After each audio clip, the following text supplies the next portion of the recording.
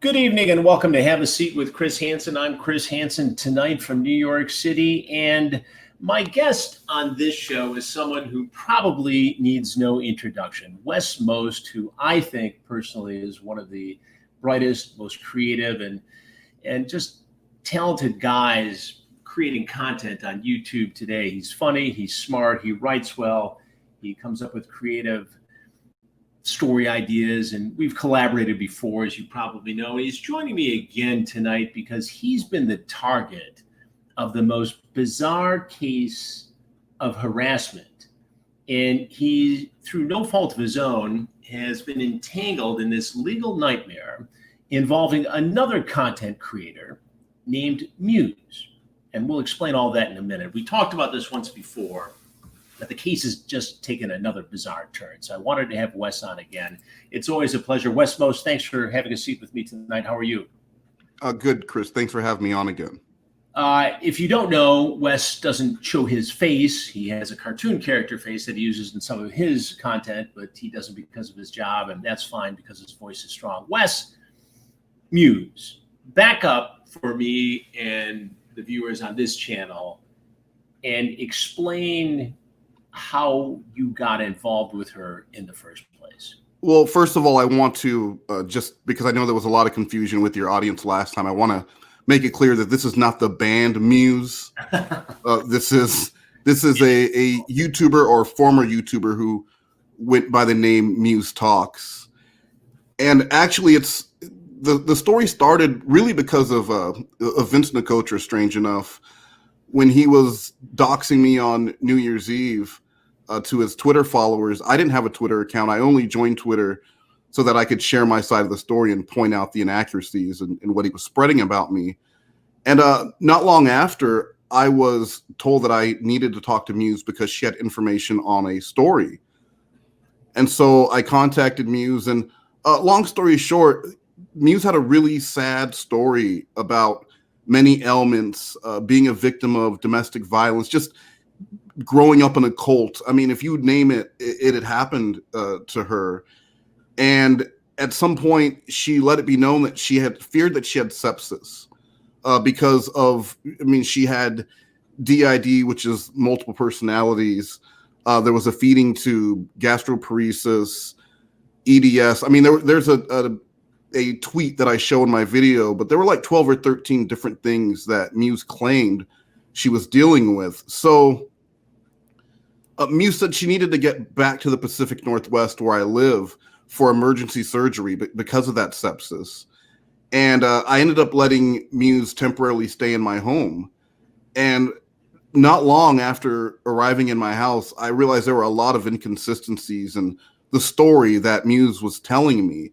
So just to be clear, Wes, you didn't know Muse personally or have any sort of a relationship with her, and there was no romantic relationship with her. This is purely someone who you got in contact with based upon the Vincent Nicotra story. And for anybody who doesn't know, Vincent used to work with me as sort of a web producer, moderator. He's become controversial and is himself now facing criminal charges for harassing me and others. So that's the backstory. But you had no personal relationship with her and no interest except you wanted to help this person who you thought was in a jam, needed to get to the Pacific Northwest. That's where you live. You offered up a solution to her problem.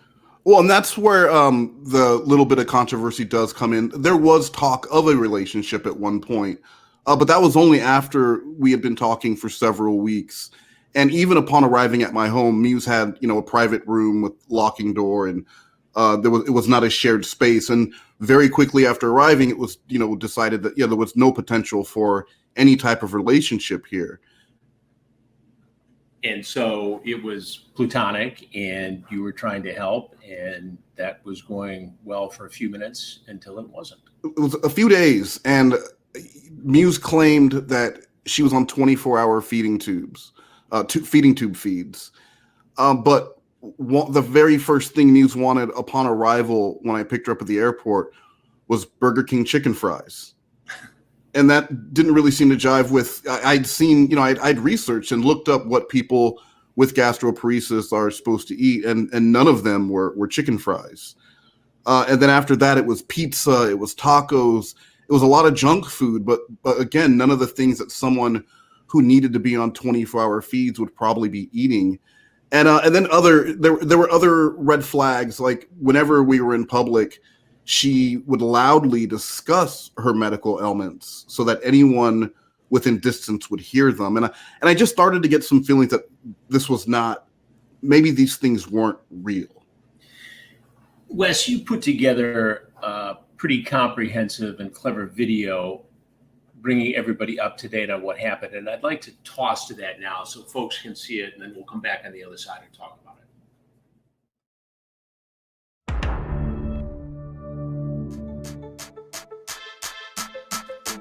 Give me a couple of bobos to go. White women. This chick is packing, and it ain't for lunch. I'm a full-blown meal, now this ain't no brunch. License to carry, not your good fairy. Work hard to provide, one day at a time. Her name is Deborah Danielson. Her Twitter bio will tell you she is a reality TV celebrity, singer, author, businesswoman, and motivational speaker. But she is also a mother, grandmother, and rapper.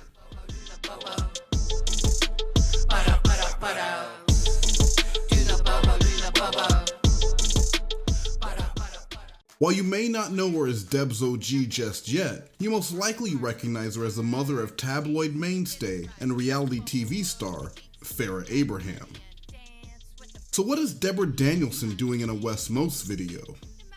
I am here with Wes, and we're gonna talk, this is the Muse segment. After months of silence on this story, Muse has decided to file domestic violence charges against me again, leaving me no choice but to speak out. And you wouldn't believe the number of people who had opinions about this case. I'm a victim! So to all of you asking me if the Muse story was done or if I was coming back, people keep asking if I'm back, and I haven't really had an answer. But now, yeah, I'm thinking I'm back. Ladies and gentlemen, Mr. Wes Moast!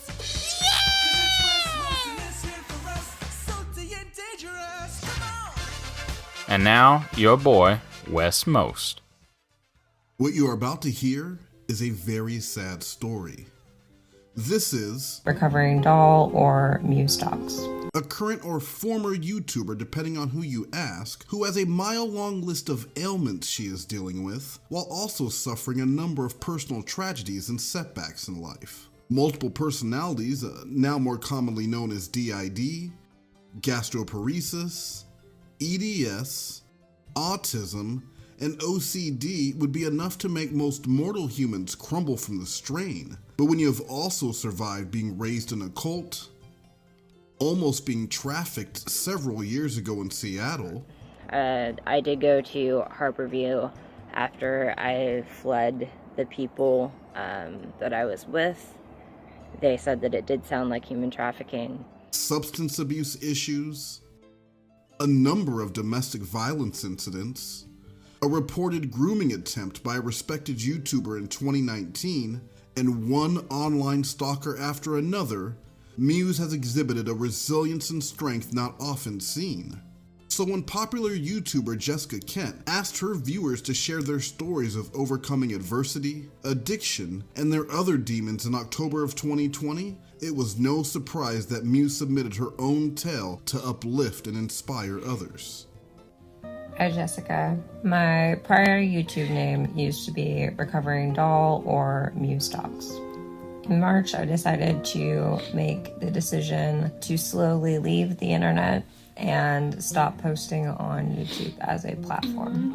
During this time, I became almost convinced that people like us with addiction issues or with behavioral issues or with mental health issues couldn't share their experiences online, and your videos became the only type of solace that I truly had. I think that people forget how vulnerable that you have to be able to share and disclose some of the most vulnerable aspects of your life. And to do it with such elegance and grace was not something that at 23 years old I had the capability of doing, so it's amazing to see somebody be able to articulate it.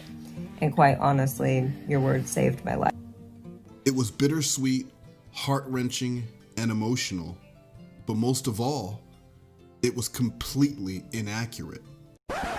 Because what Muse failed to mention in that manipulative tale was that the reason she decided to leave YouTube in April 2020 was not because she was ill-equipped to deal with sharing her story of trauma. This isn't my first time here to discuss Muse. I was here in May 2020 with Brittany Simon. This is YouTuber Muse Talks. Hey! More accurately, she was Muse Talks. She was also Recovering Doll, Plurality Dolls, Winona Riley, and countless other screen names and aliases used over the last few years. As we discuss the impact this tornado of trauma and accusations had caused in our lives. To save you the trouble in case you didn't watch or need a refresher, allow me to fill in the gaps that Muse so conveniently left out of her emotional revisionist history. Muse moved my home in February of 2019. She claimed she had sepsis and needed emergency surgery in the Pacific Northwest. I helped her fly from Georgia to Washington to get to where she needed to be. Muse was a disaster in my home. She was a liar, rude, dirty, and those many illnesses she claimed to have, as well as that emergency surgery, seemed to be forgotten as soon as she arrived. The 24-hour tube feed she claimed she was on were replaced by chicken fries, pizza, tacos, hamburgers, and anything else she wanted to eat. I gave Muse house rules about 2 weeks after being in my home. They were basic rules asking her to keep her area clean, pick up after her dog, not to invite strangers to my home without asking, etc. I also let Muse know that she would need to leave my house by the end of April 2020, but offered her up to $500 in move-out assistance to get her out of my house sooner rather than later. Muse was angry I asked her to leave a month earlier than expected, so she voluntarily left a few days later, making the decision to stay in Seattle with friends. When I met Muse 1 week later, 100 miles from my home with the items she had left behind, she was waiting there, with police. Muse had called 911 and claimed she was a victim of human trafficking. I am escaping human trafficking. I'm a victim. In her story, I kicked her out of my home for refusal to be physical with me. It was of course a lie, but she ran with it. I was able to prove to the police on site that Muse was not a victim of human trafficking, and I was allowed to go home. I should add that just hours before I met with Muse that day, and on my way to that fateful meeting, she kept asking for the money I'd offered her to move out repeatedly. Please, don't forget the Cash App.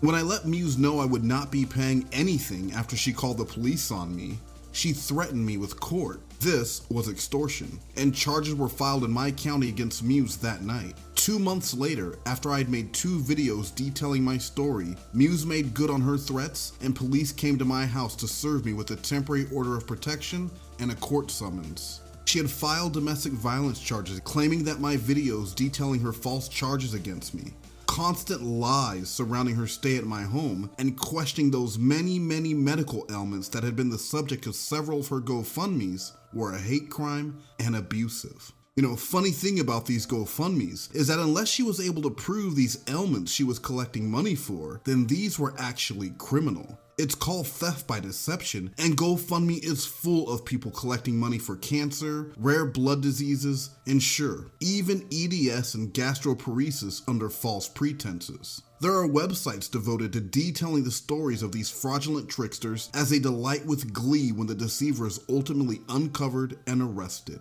But that's a story for another day. For now, let's pick up where I left off last time, May 2020, one day after appearing with Chris Hansen for the first time to tell my story, and what I thought would be the conclusion of a maddening chapter in my life.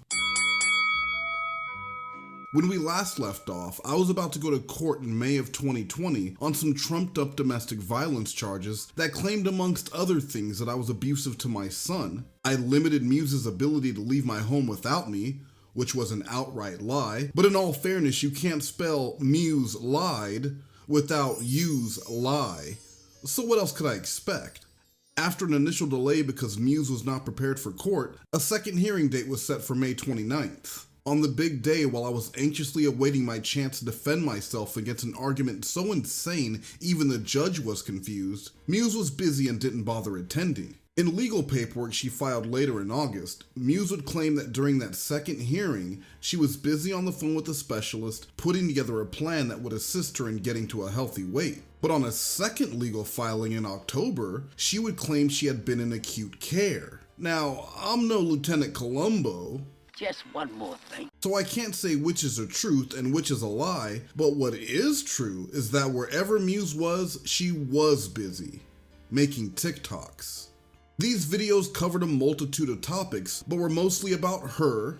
There was one about Chris Hansen. I didn't go to court because I have 2 additional surgeries that may or may not help me continue living. She talked about her hate mob. Hey, it's almost like you didn't know that my feeding tube was broken, flipped out of my small intestine into my stomach, and now I'm in acute care. Or the fact that she was now kind of terminally ill. Which basically means that I'm terminally ill, but from chronic illness.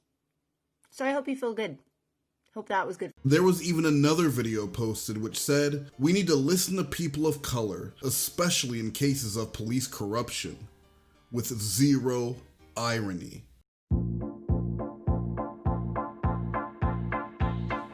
Meanwhile, escaping human trafficking, and today I'm meeting with the person to get my belongings back. I'm a victim.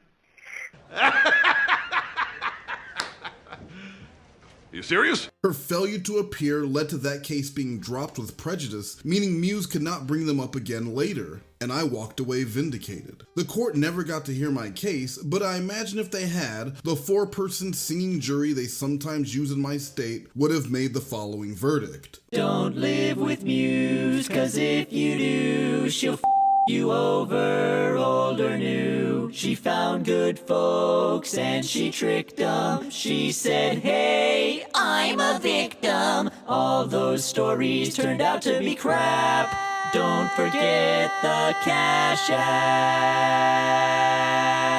Cash App, because jobs are for stupids. Don't forget the Cash App. It was June 2020. With the Muse story over in my mind, I took a much needed break from YouTube content. My year started with a very public doxing and feud with Vince Nicotra. Man, that Vince Nicotra, man, what a jerk. The stuff he said to poor Wes Moast. And literally 3 months later, I was defending myself from human trafficking claims. Don't worry, because I will be taking a deeper look as Vince Nicotra finally faces justice for the months of cyber harassment and criminal mischief, but we'll talk about that later. Hey, Vince Nicotra. Yeah, and I see you were arrested last week. Good! You deserve to get arrested, you piece of garbage. On Father's Day 2020, I sent Muse an email. Something about the day and spending time with my son made me grow angry. If it wouldn't have been for me saving text messages, I could have been in jail for her trafficking claims. Even worse, who knows what could have happened to me in that parking lot while I'm standing there, surrounded by police officers and accused of a felony crime. After the lie was exposed and disregarded, Muse then tried to assassinate my character and profit off of our text messages before she finally relented and filed domestic violence charges, asserting that me telling my story was in some way violent and inciting a hate mob. A hate mob she herself was disappointed was nowhere to be found during her birthday stream just 1 month earlier. I tweeted at Onision, and no one even responded. I was at least expecting the hate mob to be mad that I was using the term psychobrat, and I thought that I was hoping that Onision would at least respond. I wanted to let her know how I felt, and also let her know that any grifting, e-begging, medical stories or tales of trauma would never be taken as seriously as they were before because she had been exposed. It wasn't threatening. I made that part very clear, but I also made it clear that she was making her life much more difficult than it needed to be, and the one true obstacle in her leech life existence was the inability to accept responsibility, not just in a tweet, but in real life. I did not get a reply, but I honestly didn't expect one. I did a few more interviews in June with several individuals who were wanting to share their experiences with Muse. But by July, my mind had changed on the whole thing. What did I have to gain in releasing another video? My point had been made and my name had been cleared. Brittany Simon had returned to YouTube, and tens of thousands of people had heard our warnings while we told our stories of crossing her path. I could have made a video debunking this TikTok where Muse attempted to prove her ailments with a self-reported problem list, but Rhea had already done that on her own channel. And as someone who has much more experience with that stuff than I do, she nailed it. Anaclitic depression. That is especially an odd one, considering it's diagnosed in infants. Would I just be piling on and bullying if I continued to make videos? During one of those interviews in June, I was told that Muse was in college and living in the dorms. This former friend of Muse was rightfully concerned due to the fact that she was now living amongst vulnerable 18 and 19-year-old students. With a number of former roommates and associates who had contacted me to share their experience of being lied to, misled, or accused of crimes, this was concerning to me as well. I bounced back and forth on what I should do and where my personal liability lies. Had any of the previous people who lived with Muse contacted and warned me, she never would have ended up in my home. I would never be dealing with this, but nobody did.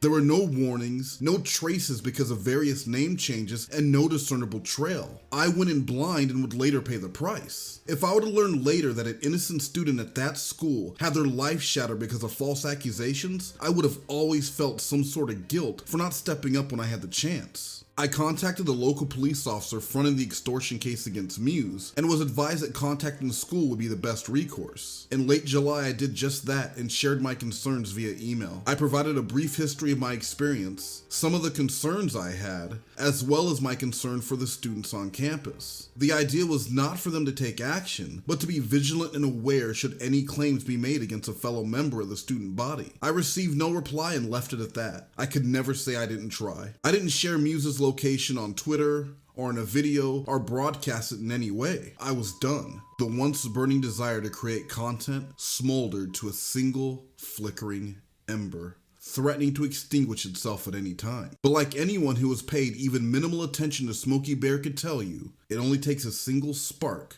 to ignite a roaring fire. For me, that bit of flame was provided when in early August, I extended an olive branch of peace to Muse. I was officially retiring the Muse story forever and shelving the remaining videos provided we could have an audio conversation to clear the air. I wanted closure. I wanted an apology. I wanted to know why and how she had accused me of trafficking before, and then I wanted to put it behind me. I reminded Muse that due to laws in our state, I cannot record her without consent, and this would not be used for content. Again, my offer was ignored, but it didn't matter. I made the offer. Little did I know that 23 days later, on August 25th, Muse would once again file domestic violence charges against me. Well, I see Muse is back at it again. And yes, Muse was represented by a lawyer in this case, a proudly black-owned firm that uses all of the woke terms possible to describe their core values, yet represented this woman who had falsely accused me, an innocent man, of human trafficking, child abuse, drug abuse, and was now claiming domestic violence. Twice. A firm that had presumably seen her previous filings, the conflicting stories, and complete lack of evidence, and still felt like my black ass needed to spend another couple of $1,000s defending myself in court. My crime, of course, was describing my own experiences with this dangerous individual and sharing the stories of others who have contacted me as well. I never gave a location, I never gave her full name, or even her first name, nor did I ever instruct or ask anyone to wish harm or threaten her. Our Constitution guarantees freedom of speech, but without those videos, I would have never been taken to court. This firm may be proudly black, but what apparently matters to them is green, because they were also asking me to pay her legal fees. Yes, the perpetually broke one who on August 23rd was claiming she was too broke to pay rent and asking for tips, somehow found over $3,000 to pay for a lawyer, hoping a restraining order would stop me from being able to talk, being able to tell my story. Here we go. 2, 3, 4. 2, 3, 4. Allow me to sidetrack for a minute, because it's unfair to talk about a restraining order without thinking about my boy Vince Nicotra, creator of some of the worst websites I've ever seen. September 2020 would be a memorable month for Vince, as he would turn himself into the police after months of denying he had ever done anything wrong. With a recent arrest for criminal mischief and a subsequent restraining order, Vince now finds himself awaiting a December court date versus his former employer, Chris Hansen. But Vince is hardly the only Nicotra who is tangling with Chris in court. Sister Frances Nicotra, a practicing lawyer, and now I must be off in a flash.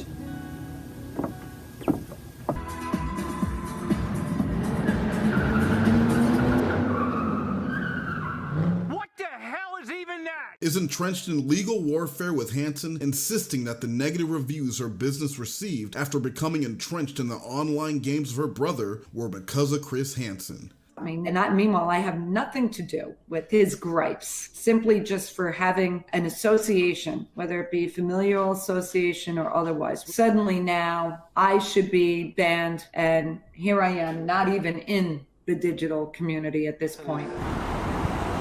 What the man? During a court date in mid-October 2020, lawyer Frances Nicotra became enraged that there was an online spectator during their Zoom hearing. This was an open hearing where any member of the public could attend and listen to the court case, but Frances wanted the person to either identify themselves or be removed from the conference call, with concern they were somehow working with Chris. The spectator's name? Malik Washington.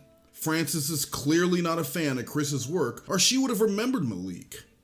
Perhaps better known as the man in the SpongeBob jacket. See, it turns out Malik and Chris had worked together before, about 13 years prior while doing a show called To Catch a Predator. Malik showed up on foot because... First of all, I like to travel, and then she like to travel. And when busted for being a predator, he uttered maybe the dumbest thing heard on the show.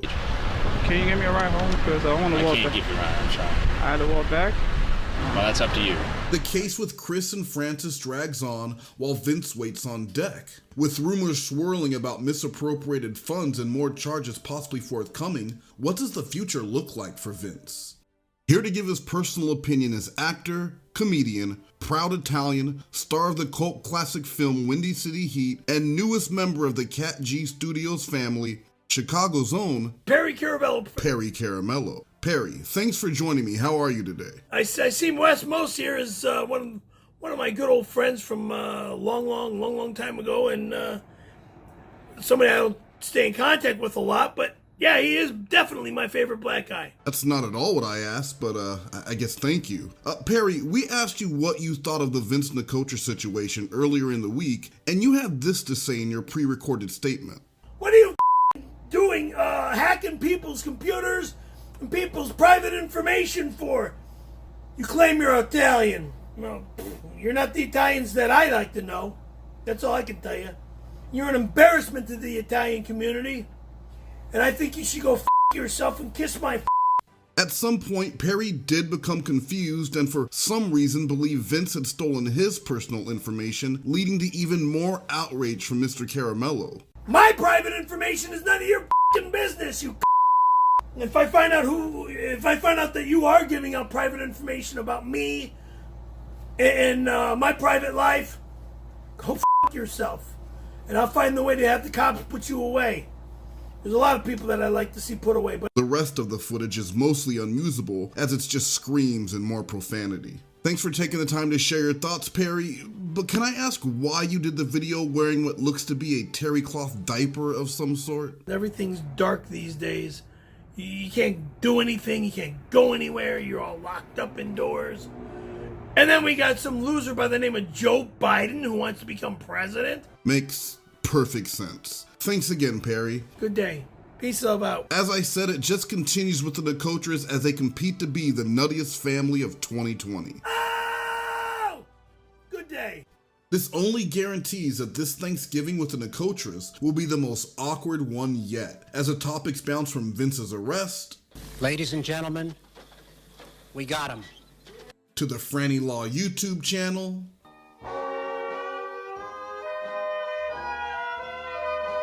to their various court cases. Hey, that's a great idea! For me to poop on! And then probably back to the Franny Law YouTube channel because, come on, this is a joke, right? Now remember that both Vince and his sister, who I will remind you once again is a lawyer, accuse me of being the Gilgo Beach murderer because of a belt. So what does it feel like to have a loser and his Cher impersonating sister believe I am the Long Island serial killer? Well, to be honest, it feels like just another day in this ridiculous 2020. It's hard to pick my favorite stupid Vince moment of 2020, but whether he's lying about writing a book, contacting Jeffree Star in an attempt to set up an interview with his sister, Hey, that's a great idea! Formito Pupan! or denying that he ever called me racist names while also telling me to shove things in my Vince was the gift that kept on giving. I can't believe that by New Year's Eve, it will have been only 1 year, 12 months, 52 weeks, 8,760 hours, and 525,600 minutes since this hate-filled miniman first tried to claim I hacked his phone and started this whole mess in the first place. But let's not forget, his racist ramblings did lead to the creation of the nigga trolls, and now they even have a song and animated short coming soon. nigga trolls, woo. Dress so snappy, hair so nappy, nigga trolls, woo. I have a video about Vince that will drop on New Year's Eve as Yap Yap and I celebrate a very special 1-year doxiversary. Now, back to Muse. Yeah, this is Perry, the Scaremaster. Yeah, you know who I am, Moose. Moose or Muss or whatever the hell you call yourself. After filing charges for domestic violence with the assistance of her lawyer, we began the first of 3 court dates. Court date number 1 was over in minutes. The lawyer had failed to file a notice of appearance, and they had also filed the wrong forms. These claims were very different than what was alleged just months earlier and should have been a red flag for the court. Muse cleared up the initial claims of child abuse against me by blaming it on someone else and then making up a new claim. She did the same thing with the original claims of trafficking as well, first claiming she called 911 out of fear and later saying the hospital directed her to call. It's her go-to move. If you can't tell the truth, cover it with another lie, but never, ever accept blame.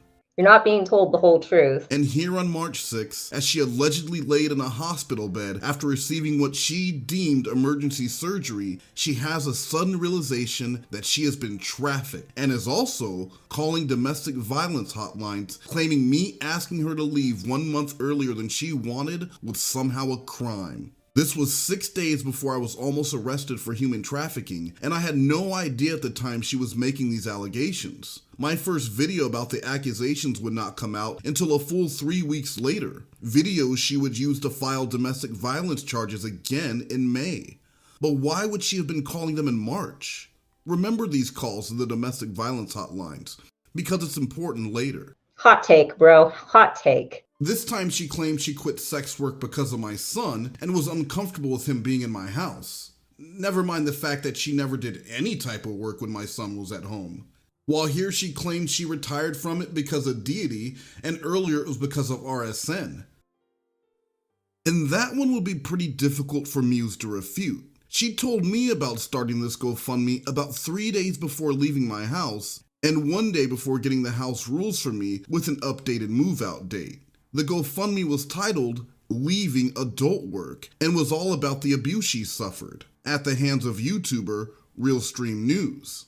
When RSN embarked on his own mission to out Muse as dangerous and manipulative in the fall of 2019, how did she respond? By quitting adult work and calling the FBI on RSN so many times they actually called him to warn him about Muse. She would also visit the police department in Georgia several times, expecting them to take action against him because of YouTube videos. She has had about 100 aliases, but let's be honest, she's really just Karen. Hi, Karen. Nice seeing you. This is the same person who made dozens of videos attempting to quote-unquote warn the community about what she called predatory behavior by Brittany Simon, but as soon as the spotlight is turned on her, she uses the law and his sickly backstory to her advantage. Realstream News was the one person who tried to warn me about Muse prior to her moving in, but she had successfully painted him to look like another one of her abusers with a story that could not be backed up or verified. The video he shared of her allegedly kicking her dog was not a leaked cam show, and Muse was fully clothed. This is not the only thing that constantly changed throughout these filings, but it's such a silly thing to lie about over and over again. This is most definitely not the behavior of an advocate and role model. These are the actions of someone who has an adverse reaction to keeping a story straight. Liar, liar, plants for hire. She has retired more times than Brett Favre, and judging from her recent tweet where she brags about making over $10,000 in a year for the first time in her life, she should stay retired and find another side hustle. Need a side hustle. Why you making trouble? I'm not Fred with the rock, you just burning rubble. That is not an indictment on low-income earners or adult work. I have worked in digital marketing for years, and I got my start working behind the scenes for adult cam, video, and dating websites, an area I still consult in today. But $10,000 per year is not a lot to make annually doing this full-time for someone who's claimed to be in the industry for 7 years. It didn't matter though. In this version of the story, it was someone else's fault that she was leaving this lucrative career behind. Honesty. Pass it on. I was once again being accused of inspiring that hate mob. I was at least expecting the hate mob. And doxing her on Twitter, which is hilarious considering I hadn't tweeted in months prior to the latest temporary order of protection, and no proof of that was provided. Tell the truth is cool. Tell the truth is cool. Tell the truth is cool. Tell your mama and your daddy and your friends at school. Court was rescheduled for October 8th, and Muse and the lawyer were forced to refile. On October 5th, 2020, I received that new paperwork. And yes, the story had changed again. Muse was now back to saying I limited her ability to leave my home and contact people, despite the mountains of evidence that prove otherwise. At no time during her conversations with Kat did she mention she was being controlled. Actually, she said just the opposite and complained about me ghosting her and not spending time with her. She told that same friend I had tried having sex with her and she rejected me, leading me to ask her to leave. Now, this was the same story she would echo on that 911 call a few weeks later when she said she was escaping human trafficking. I came back from my emergency procedure and then got kicked out when I wouldn't be intimate with my roommate. And so he's been holding you against your will? No. He traveled me across the entire country and then decided to get rid of me when I wasn't going to have sex with him. Oh, did you leave or were you kicked out? Blah, blah, blah. Inconsistencies. I'm a victim! But now, those trafficking claims were nowhere to be found. She said our relationship was sexual, and one of her supporting statements to prove that was that I was in possession of her adult videos. A claim that is not true, but even if it was, does that mean that everyone who was on her OnlyFans, purchased from her many vids, or spent time with her on a campsite is also in a sexual relationship with her? But again, I question how we had a sexual relationship when on March 12, 2020, she clearly told the 911 operator she fled my house because I kicked her out when I realized she wasn't going to have sex with me. So we had a sexual, non-sexual relationship? The lie detector determined that was a lie. Her proof of me being controlling was a page of house rules she said were also sexual in nature. Now, call me crazy, but none of these things were sexual, and in fact, they were the complete opposite. This is the least sexy list of rules since the how to play poker card that appears in most standard decks of playing cards. Maybe it's all in the presentation though. So here to give the sexiest interpretation possible is the star of the upcoming off-Broadway musical, Mary Poppins. When you poop on the floor, clean it up. I think Leo. When you poop on the floor, clean it up. Clobbering time. Clobbering time! Girl, anything that gets pee on it needs to immediately go into the washing machine. That one was pretty sexy. If there's the last of something, baby, please please ask before you take it. Unless, of course, you purchased it. Damn. That was also pretty sexy. I'm hiring the weekly housekeeper again, girl, to clean the house top to bottom. The guest bathroom will be cleaned out, and from then on, you'll be moved to the guest bathroom. I want to keep my room off limits as a private place. Okay, so maybe they are pretty sexy on the reread, especially the ones about cleaning up dog pee. Maybe I had unknowingly penned the most sensual letter of basic instructions you never thought you'd have to give to another adult about how to live amongst people, but you can't blame me for that. But hold on, because it got even wilder on attempt number 2 for court on October 8th, 2020, when the story was changed on the fly. Our story has never changed. Oh no, but it did. See, in the span of a few months, the story had changed from me kicking her out for refusal to have sex. That's not important. It's not important. You guys are missing the huge point of, like, the fact that the connections here. The connections, my dude. The connections. Sex work. Moved across the country. Kicked out when sex wouldn't happen. Like, to saying in September we had a sexual, intimate relationship. Our story has never changed. Hold on, I'm building up here. We're building up here. Do you feel me? We're building up. Because now, when the judge asked her to explain the nature of our relationship, she claimed we were in a paid, sexual, working partnership. Don't forget the Cash App! Just to be clear, she was now claiming that I flew her all the way from Georgia to be my live-in, paid, sexual companion, which is illegal. On top of that, I guess I was also searching for someone who claimed she had sepsis while dealing with a long list of ailments and a feeding tube. And let's not leave out the fact that Muse was proudly asexual, but here's my real question, and stay with me here. If we were in this imaginary paid sexual relationship, and she chose to leave because she didn't want to have sex, wouldn't that be a failed business deal? You're not being told the whole truth. Yeah, that's pretty obvious. So, of course, this makes me think about that earlier text message. What was her reason for calling the domestic violence hotline on March 6th, allegedly from that hospital bed? She admitted there was no violence, there were no threats, and all of our communication was amicable. Up until that point, she called 911 on me. What was the part that was so illegal? Was it when I helped her pay for a plane ticket, took her into my home rent-free, or when I rehired my weekly maid without discussing it with her first? I'm so confused about, oh, did you leave or were you kicked out? Blah, blah, blah. Inconsistencies. It doesn't fit, and there will never be an explanation because the story has changed too many times for her to begin to follow. But I can follow the pattern. When her ex wanted to break up and asked her to move out, she filed domestic violence charges and got a restraining order, asking for a 5-year order, which was denied, but getting a 1-year order despite no evidence.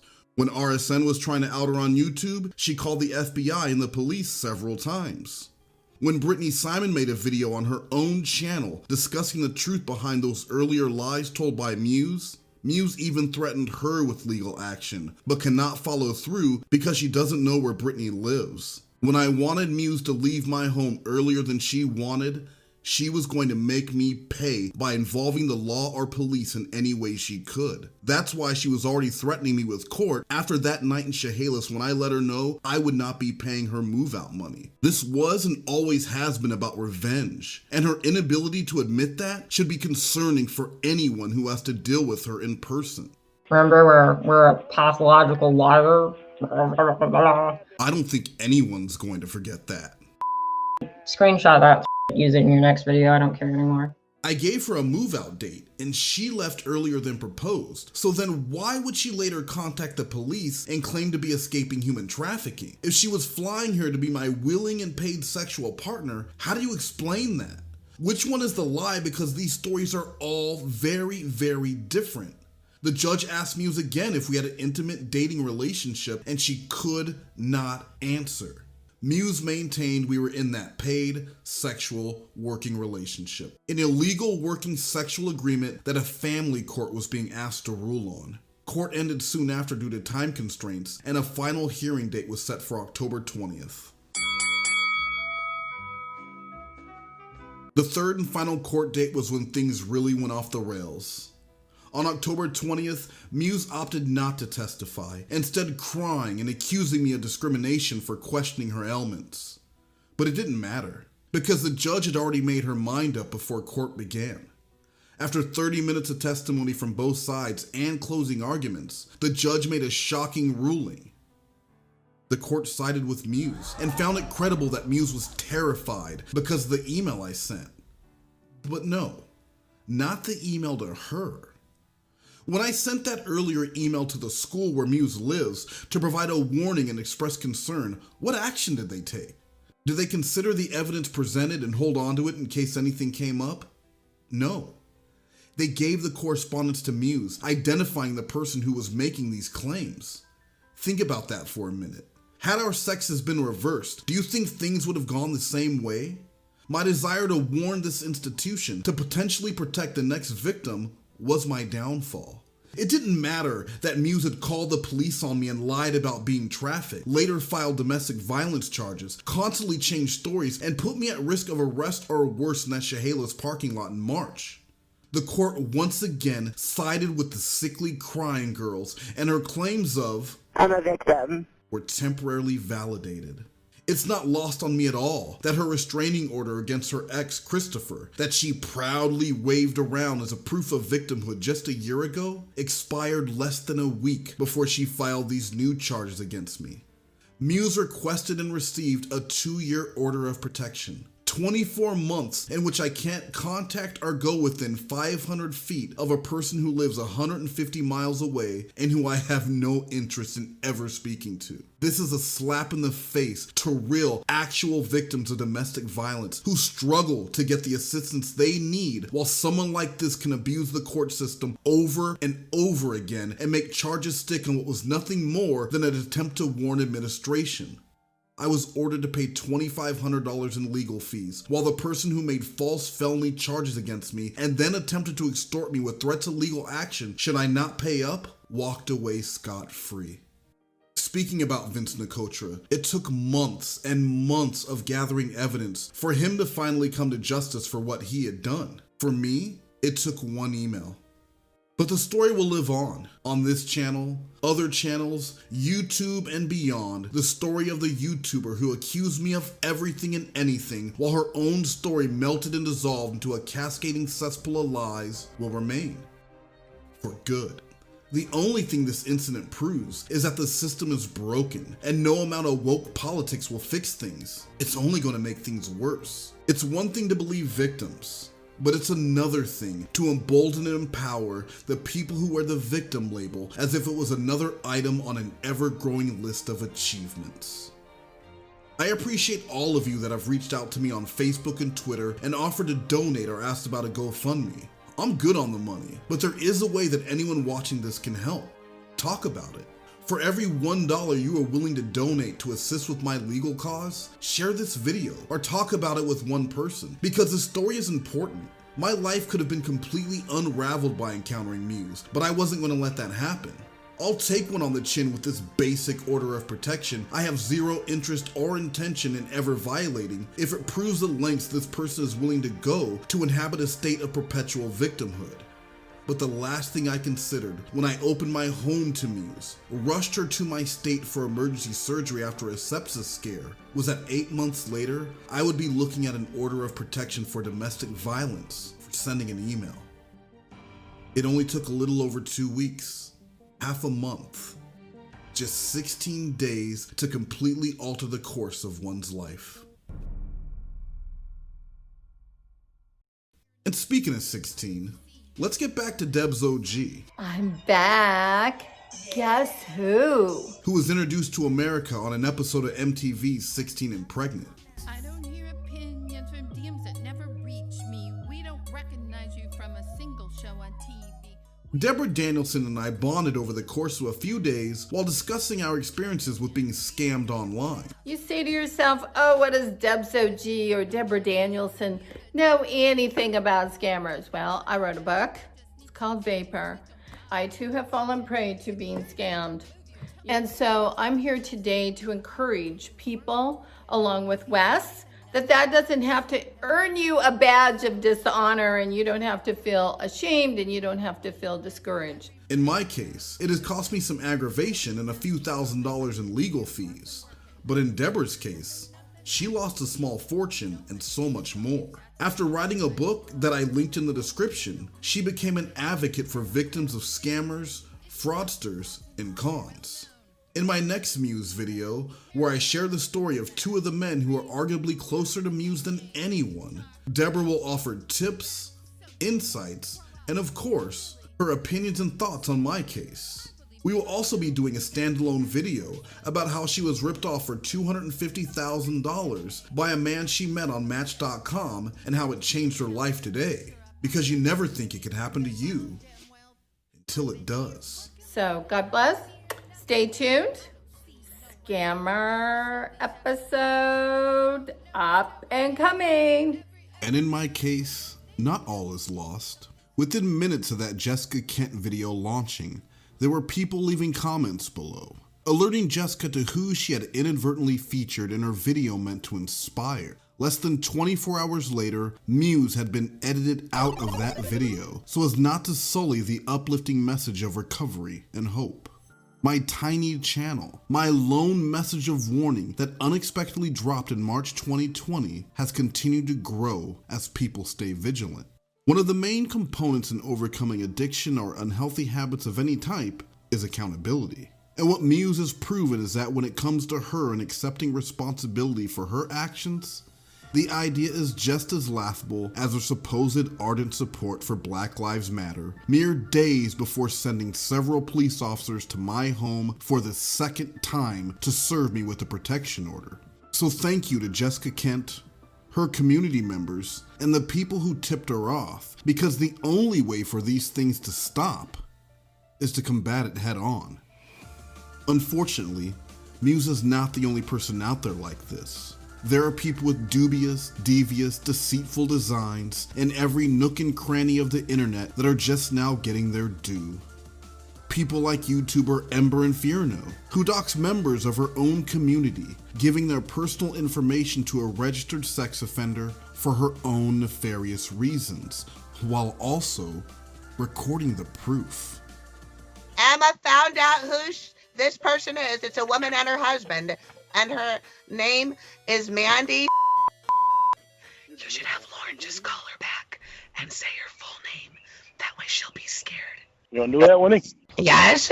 It's a story you won't want to miss, and Chris and I will be tackling that one as well. Perhaps Ember said it best herself while giving the name and city of an innocent female community member to Lauren Armstrong, famously known for being arrested on an episode of To Catch a Predator 13 years ago. When it comes to people like her, Muse, and others willing and waiting to take advantage of others online, the only word that accurately describes them? She is pathetic. Is pathetic.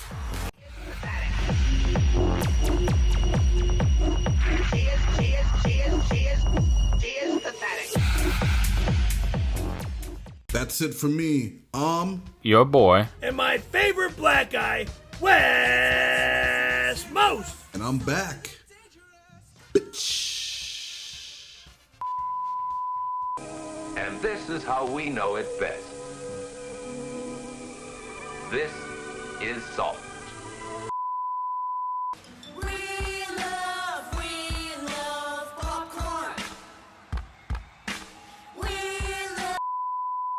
I dream of genie bottles, guys. You now know a little something more about me. Jingles, messages, and the rest. Barbershop John does them best. Want more Most? Subscribe or click the video above.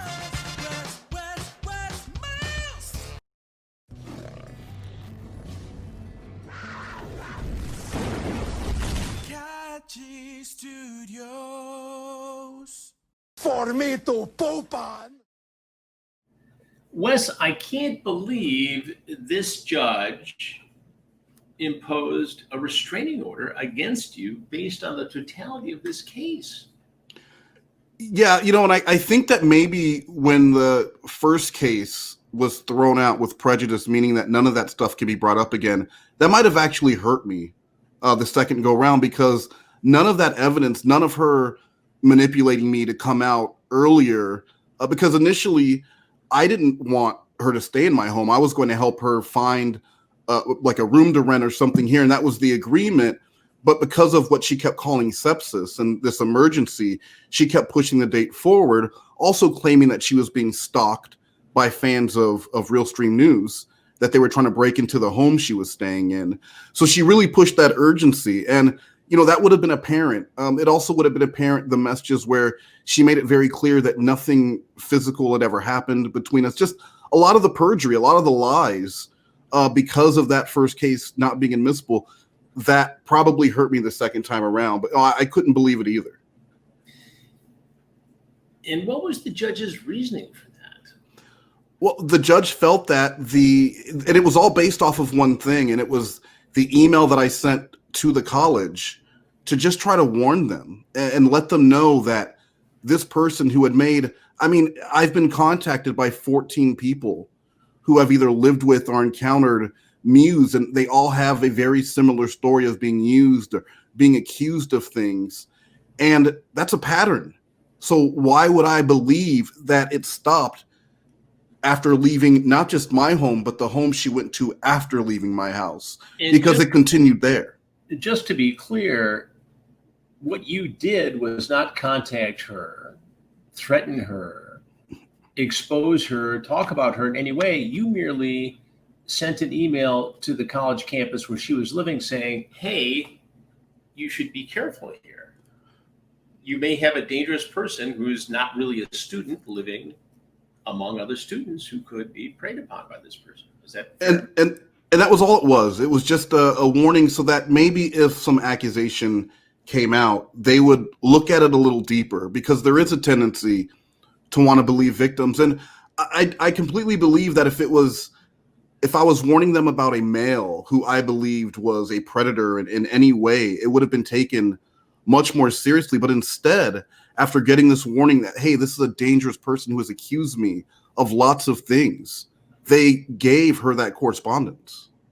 So wait, and you talk about this in the video that we just saw, but what I find almost unbelievable is, instead of taking a look at it and looking at the merits of the warning, they merely turned it over to her and said, you should know that this guy is saying this stuff about you. Then she flips that around to get a restraining order against you, who very clearly is the victim in this case of a scam artist.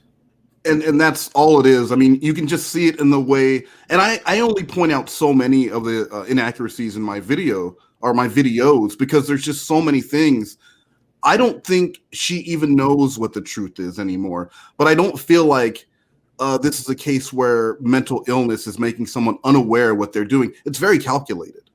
All of the moves are very calculated here. So where does it stand now? Is the legal aspect of this over? Well, yes. And what ended up happening was her lawyer was trying to request that I take down any video about her and make no further content. But that was denied, because how do you infringe upon my First Amendment right to tell my story of what happened and is still currently happening to me? So yeah, I ended up having to pay $2,500 in her legal fees, and there is a 2-year restraining order against me, which is insane. When you hear stories of people who are real victims of domestic violence who can't get any charges at stake, who get no protection. And because I sent one email, which was clearly just a warning, for 24 months, I have this on my record. And so you also had to pay her court costs? I did. Yeah, they were asking for, I believe, $3,200 or $3,600, but the judge, $2,500 I had to pay. And as you point out in the video, she pleads poverty, yet she had money to hire a lawyer, retain a lawyer in this case. I question the same thing. I mean, just 2 days before filing against me, she was posting that she was $400 short on rent and asking for tips. So, these things all add up to make a pretty clear picture of what you're dealing with. Do you ever wonder when you do some of these stories, as I do, Wes, what makes a person like this tick? Why spend all this energy and time and money to harass somebody? Well, you know what? What do they get out of it? I wish that this was exclusive to just me or just this one issue, but in my less than a year, or my little over a year on YouTube, I've experienced and seen some of the worst behavior in people. I mean, there is a person within a community that I'm close with who was giving information to predators, to dox people within our own community. People who were caught on to catch a predator, getting the names and addresses of innocent people who just wanted to reach out to ask questions. So I don't know, but these people share a lot of the same traits where they need the attention to be on them. They need to look like the victim. They quit and walk away all the time, and it's never their fault. They blame hate mobs that have been created, and they're not hate mobs. I mean, they're literally people who just hate the things that you're doing, that are looking at you to take responsibility for your actions. And I mean, I think if there was a common denominator in anything, that would be it. I mean, with Vince, with Muse, with this other person within my own community, they never take responsibility. They never stop and say, "What am I doing?" Instead, they just keep digging the hole deeper and deeper. Is this about some disturbed individuals, or is there a bigger message here, a bigger issue here with the YouTube community? I mean, I don't think it's exclusive to YouTube, but anytime you have communities, I am seeing that there's going to be people who want to gatekeep. They're going to be bad people. Anytime you get a group of any amount of people together, there's going to be some people with questionable motives.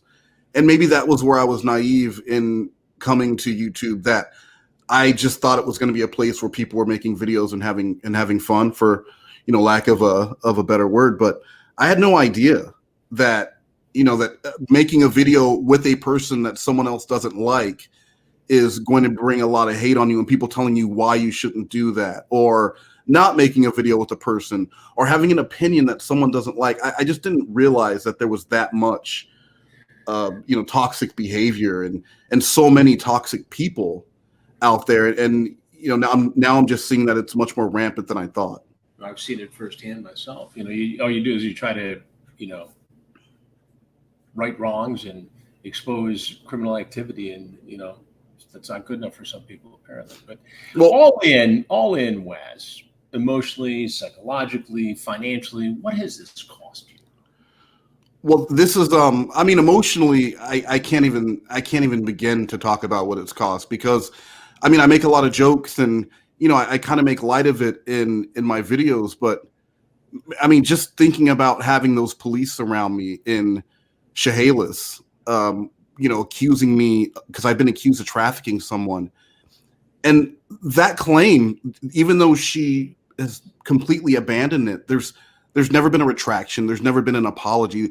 It just rolled on to domestic violence. And I mean, to have someone who, and now her goal is to try and expose me for something, rather than saying, okay, yeah, I lied about this, and I was a bad person, and I'm going to back away now. It's okay. Well, instead of me talking about that, I'm going to dig up things in your past that I can try and embarrass you with. And I noticed that a lot on YouTube is rather than just admitting what you did, you would rather say, oh, well, you're also not a good. It's just mudslinging, back and forth mudslinging. It's also not lost on me that throughout this ordeal, you, a man of color, had to potentially deal with police officers who may have had a bias. Potentially in a dangerous situation. one of the early comments on my video, because I mentioned that Chehalis is, I believe, 85% Caucasian, and that's the city where the police were called on me and told that I was trafficking this Caucasian woman. Now, the police there couldn't have been nicer. I mean, they were great, but who knows? And this was this heightened sensitivity, this environment that we have. I mean, well, this was days before being accused of anything. This was actually days before the Floyd killing, and someone had posted on a comment on my video saying, "Actually, the safest place for you to be as a man of color is a white neighborhood." And I mean, obviously, that's not always true. And being in Chehalis and being in front of that Walmart, all it would have taken is one guy who wanted to make a name for himself taking down this trafficker, because they had no reason to believe otherwise. And that's why so many cars showed up. That's why people were being pulled from other jobs, because I have the 911 call. And what she did was stress the urgency that they needed to get there before I did, because she wanted to sound like she was in fear. So officers who were on other jobs who could have been preventing and helping, actual victims of crimes were sitting in that Walmart waiting for me to show up so that they can potentially arrest me. Do you think this is over, or do you think she'll continue to somehow try to harass you or go after you? Well, I've taken all the precautions I could to make sure that there's not going to be any false claims of me trying to contact her, because I really think, no, I don't think it's over. I believe that with every video I make or anything I talk about, that she will make a call to the police or a call to her lawyer and try and figure out if there's any way that they could bring me to court for something else. But I'm going to keep working to tell my story, because that's what, if someone would have done that for me, hold on just a second here. This is a reminder. Alexa off. Sorry about that. If someone would have done that for me, I wouldn't be in this situation now. I wish that maybe one of those people who had lived with her, or one of those people who had experienced, some of this predatory behavior, would have warned people, and then that would have, that's what I'm trying to do. I'm just trying to tell my story to make people aware. I guess it's safe to assume you're not going to invite anybody to live with you again, even temporarily, who you meet on the internet or on YouTube. No, I mean, that was the first person I ever allowed to stay in my home, and the last. So. All right, Wes Moast, a tough lesson. Anything else you want people to know tonight before we wrap up? No, I mean, really, that's it. I just think people should be aware, and if anyone comes to you with any claims of needing help for medical purposes of any type, ask to see those records. What I didn't do that, and this person was so free with sharing this information on Twitter, talking about the side effects. Why not show an actual diagnosis if that is what you have? So just be vigilant, be smart, and don't believe just anyone with a sad story and a sad look on their face, because people have nefarious things in mind. All right, Wes Moast, thanks. Let's collaborate on something interesting and fun one of these days. Chris, can I ask you one quick favor? Absolutely. Could you just tell Molly happy birthday for me? Because that would probably make her so happy. Molly, have a very happy birthday. Have a seat right over there, actually. Have a very happy birthday. Stay safe, stay healthy, Molly. Thank you, Chris. All right. Wes Moast, thank you very much. I appreciate it. Thank you, everyone, for having a seat with me and Wes Moast. Wes, again, look him up on YouTube. We'll put the link here on this show. He's a very clever guy and uses animation and music and jingles. He's in the ad promotion business himself. So check it out. I will see you very soon right back here on Have a Seat with Chris Hansen. In the meantime, stay safe, stay healthy, and I'll be watching.